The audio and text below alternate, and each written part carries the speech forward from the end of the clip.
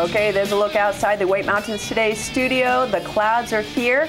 And also here on the set, we have Mr. Nate Harvey, who's wearing a sort of different hat today. And there he is right there. Good morning, Nate. How's it going? It's an invisible hat. Yeah. Oh, but Nate, we usually associate you with Grakeland Trails Outdoor Center. Very active, and maybe we can work that in later. But what you're here for now, ESSC. Huge organization. Let's throw the poster up right now. There it is. There you go. The poster, the ski sale. This is huge. Now, people, if you haven't been involved with the ski sale or have never seen it, this thing is huge. Yeah, it's the 40th anniversary. Oh, and it's the 40th. Yeah. Wow. So tell me what first the ESSC is. So the Eastern Slope Ski Club is probably the oldest ski club in the U.S., first of all. But we put 1,200 to 1,300 kids on the snow every winter season. Now, how do you do that? Well, one big way is a fundraiser, which is coming up on the 12th and 13th with the ski sale. But it's a nonprofit, hundreds of volunteers, and lots of people just pushing towards a good cause. Good. Now, when you say a lot of help from the mountains and all these other, it's everybody community. Pulls together for this. It's huge. It's awesome. Now, what does the ski sale or ski club do, though? Do they provide equipment? Do they provide transportation? What exactly? All of it. Everything it takes to get a kid from never skiing to Olympics. I mean, we've put quite a few into the Olympics. I know, amazing. For this era, we have so many mountains that are great about participating in this. It's downhill, it's cross country as well, correct? And snowboard, yep. And snowboarding. So we have an adaptive piece. I mean, everybody has the ability to ski if they want to, basically with this program. That's awesome. Now, my child went to John Fuller, and we took advantage of this. You guys have a rental program for the kids that don't own their own gear. But you also have the ski sale, which is the perfect opportunity for families that can't afford to go full retail. Yep. They can find something great here. So children grow, correct? So far, yes, that is true. So chances are, if your children need new skis this year, then their old ones are ready to be sold. Right. You know, so bring them in on the 10th and 11th of November. Okay. We've got it all hooked up, so it's very easy to do. You just bring all your stuff in. We've got people there to help you appraise it and tag it and everything. It's from 6 to 8 both of those nights, so it's easy. It's after work. And where is it? It's right here next door at the community center. Okay, good. This year we've expanded it quite a bit. We're going to have a tent out back. Robleski Tent Rentals has helped us out and donated a tent, which is huge.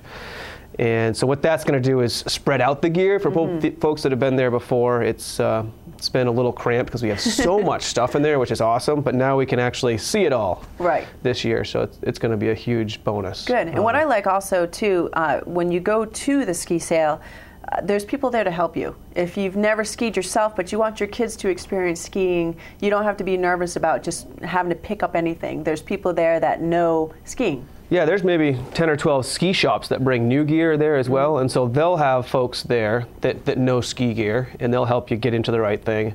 And then we're always looking for some volunteers to help, whether you know skiing or just want to help out with other areas of the ring sale. Out people or something. Yeah. Then maybe go to our website and look for a contact on there. It's right on the bottom of the poster that you'll see around town, but it's easternslopeskiclub.org. Okay. And you'll get on there and find a contact to help out. The 10th and 11th, drop-off gear. Correct, 6 to 8. 6 to 8. So when you drop off gear, does it have to be clean? Absolutely, yeah. Make it look like you want it to sell. You know, if you're going to sell your car out front, you'd probably vacuum it. So, so we don't want skis from 1997 that are all scratched up and straight. So we want stuff that you'd want to buy. You know, absolutely. So bring the good stuff, and it will sell. We'll help make it go. Now, stuff for big kids too, right? I mean, it's not just. This is not just a children's sale. There's probably more adult stuff there than kids. And I know the kids stuff does go very quickly. So if you do want to partake, get in line.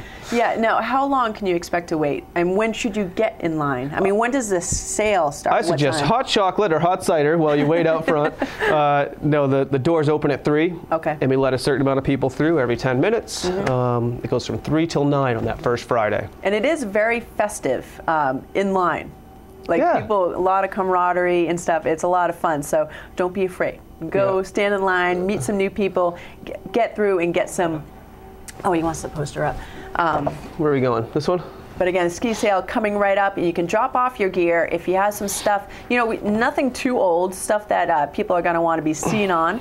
And for kids' gear especially, it's a great way to get it back in circulation. If you're not using it, make a little money, make some good proceeds for the ESSC to get kids in this area out on skis. Sometimes folks can't make it on Friday, so it's a 2-day sale. It's really easy to remember. 3 to 9 on Friday or 9 to 3 on Saturday. Okay, so it just flip-flops there. Okay, now is there any other information, Nate, that we missed that you need to get out there for the ski sale? Basically, you need to be there on Sunday to pick up your winnings or to pick up your gear that didn't sell. Okay. And what happens if you don't? Proceeds we take it away. Donated? Yeah, we give it to the kids. Good. Okay. So people can pretty much just say, take it. I don't even. Yeah, it's on a tag system that we've been using for the last 40 years. Yeah. So it's worked. If you can't be there, you're out of town or whatever, just give your end of the stub to a friend and they can pick it up for you. Oh, good. There. And so right there in the middle, that's actually my neighbor, Stefan. You're kidding. I am kidding. No, he's not quite that old. I was like, wow. I thought he might be the only one watching this morning, so I had to plug Stefan. Now, Nate, do you mind if we switch those invisible hats for you now? Because I want to talk, you guys have an event coming up tomorrow. Can we talk about that? Yeah, so it might snow tonight, which is kind of cool to talk about the ski sale. Yes, it's snowing, ski sale, but you guys have a great event tomorrow that's not quite of the skiing type. Yeah, it's another one of Great Glen's series that we do throughout the summer and fall, and this one's our cyclocross series. It's 3 Sundays in a row. The second weekend, the 6th and 7th, the weekend before the sale, is a 3-stage race, but it's a cyclocross series. Now, this is not for, it can be for hardcore, but this is something that you've introduced, right? So people can kind of sample it. It's kind of like the 24-hour race in that there's all different categories out there. You can be beginner, sport, expert, whatever. Just want to get on your bike and ride still. Nice. Now, how will the snow affect the race? If you get basically a fun factor. These folks that still want to ride their bikes love biking, and well, I know Sven will be up there. I hope so. Yeah, he always pulls through. Right. So it kind of it's part of that cyclocross niche is to have whatever weather can come at you. It's usually a fall or spring thing, so they're ready. They'll put studs on their tires if they need to. Yeah, absolutely. Now, what goes into a cyclocross? Like, for folks that have never seen it, what does it actually involve? It's a pretty short course as far as bike races go. It's maybe a mile or mile and a half or so, whatever Eli set up this year. And it's all very well flagged, and it's just a corridor between gravel, pavement, and grass. Okay. And there's some jumps. You have to get off your bikes in certain spots and carry your bike and get back on. So it's a pretty rigorous course in that you're riding and running and jumping full on like all the time. And so you do a certain amount of laps in a certain amount of time as fast as you can, depending on your category. That'll be so much fun. You guys always put on great events. Yeah, it is fun. So you can see 20 to 50 people there tomorrow, and then for our bigger race on the 6th and 7th, Porky Gulch. Right. Go to the website for that because it's got so many more cool pictures and details. But excellent. That one's a nice one too. So that's good. So the cyclocross series begins tomorrow, and then we have Porky Gulch is the last of the series. 6th and 7th, actually at the middle of it, and then there's one more after. Okay. But on the 6th and 7th, I opened the ski shop up there too for sales. So that's kind of a good weekend to keep in your head. Isn't it amazing? That's right. Tonight we're supposed to get snow. I always think it's going to be foliage forever, and then it's like, boom, winter's here. So little snow tonight, getting ready. We have the ski sale, so you guys can get ready for the winter. Whether you have kids or not, lots of adult gear as well. You can drop off your stuff the 10th and 11th.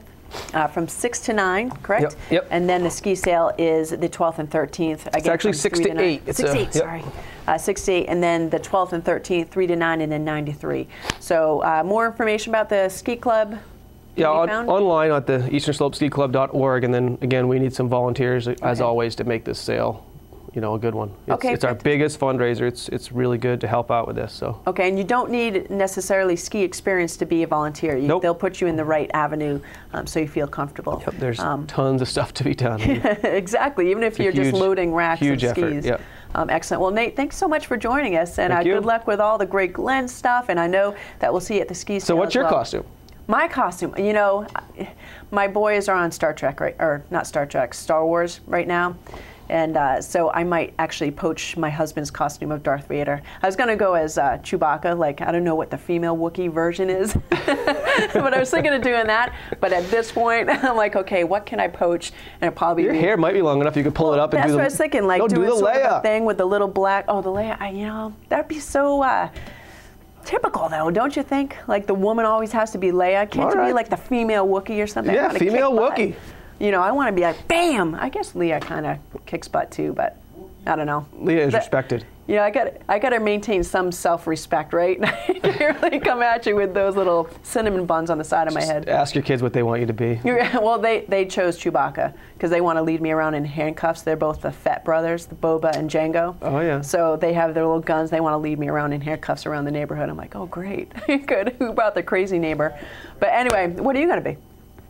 It's up in the air right now. Oh, is it secret or are you just up in the air? I haven't figured it out yet. Really? Yeah. I'm surprised because I would think you and Kimberly would be like hard at work the last month. She already knows. Believe me. Now, is it secret what Kimberly's going to be? Sure it is. Oh, bummer. Well, you guys will have to send us pictures then. See you at the parka.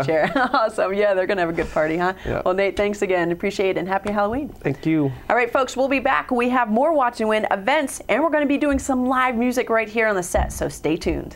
I hang out with a pretty